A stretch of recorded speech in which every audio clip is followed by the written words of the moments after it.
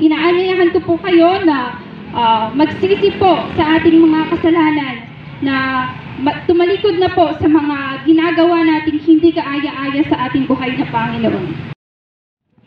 Isang magandang hapon po sa ating lahat, bayan ng Carmen. Ako po si Eugene Sangalang at ako po ay isang Christian missionary at ako po ay magbabahagi sa inyo ng salita ng Panginoon. Huwag po kayong mag-alala sapagkat ito po ay libre. Libre kong natanggap at libre ko rin po itong ibabahagi sa inyo. Familiar po ba kayo sa 4Ps? Ito po yung ayuda na pinagkaloob ng gobyerno para sa ating mamamayang Pilipino. Ngunit, ang Panginoon po ay nagbigay din po ng 5Ps na kung saan ito po ay para sa ating spiritual na aspeto ng ating buhay. Ang pinakaunang P po ay ang pag-ibig ng Diyos, na kung saan ang sabi sa John 3:16, sapagkat iyon na lamang ang pag-ibig ng Diyos sa sangkatauhan na kanyang ibinigay ang kanyang kaisa-isang bugtong na anak, na kung sino man po ang sumampalataya sa kanya ay huwag mapahamak kundi magkaroon ng buhay na walang hanggan.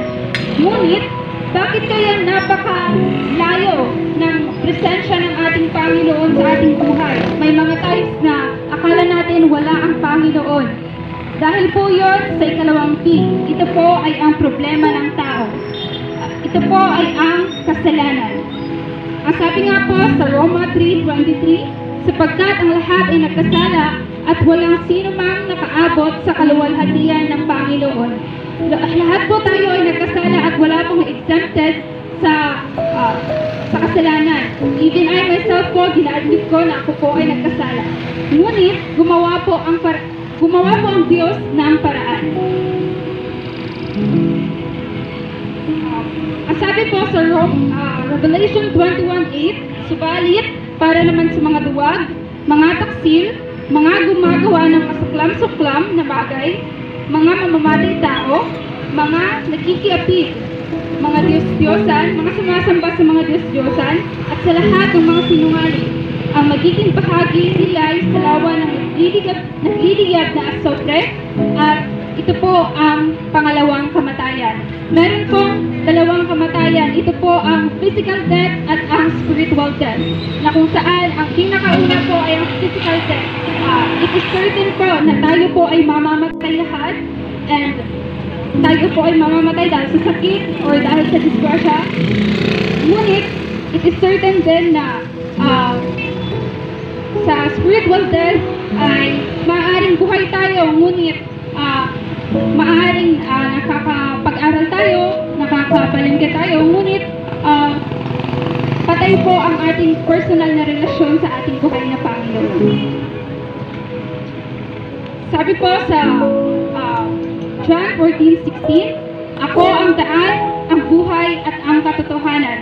Walang makakapunta sa Ama kundi sa pamamagitan lamang po ni Jesucristo. Inaanyayahan ko po kayo na magsisi po sa ating mga kasalanan, na tumalikod na po sa mga ginagawa nating hindi kaaya-aya sa ating buhay na Panginoon. Ang ika-4 na pinapon po ay ang pag-iimbita. Ang sabi sa Revelation 3:20, nakatayo ako at kumakatok sa pintuan, kung diringgin naman ang aking tinig at bubuksan ang pinto, papasok ako sa kanyang tahanan at kakain kaming magkasalo. Ang Panginoon po ay matagal na pong kumakatok sa ating mga buhay. Kung siya po ay ating papapasukin, siya po ay ating pakikinggan, alam ko po na wag na po natin tigasan ang ating mga puso, kundi i-accept po natin si Jesus Christ bilang ating personal na manluluwas. Kaya naman po sa moment na ito, inaanyayahan ko po kayo sa isang panalangin or yung prayer of acceptance. Tayo ay manalangin. Heavenly Father, we honor and glorify you, Lord. We worship you, O God, in spirit and in truth, for you are great and you are mighty, O God. Lord, alam po namin, O God, na kami po ay nagkasala, O God, at hindi po kami karapat-dapat, O God, sa iyong banal na presensya. Ngunit, salamat, O God, sa iyong pagmamahal, O God, na ikaw po, O God, ang siyang patuloy, Panginoon, na naghahari, O God, sa aming mga buhay. Lord, continue to bless these vendors, Panginoon, ang mga tao dito, Panginoon, ikaw po mag-bless, O God, and let them continue, O God, na ikaw po, O God, ang siyang patuloy, O God, na papurihan at masamba, Panginoon. Yun lamang po at maraming salamat po. God bless you.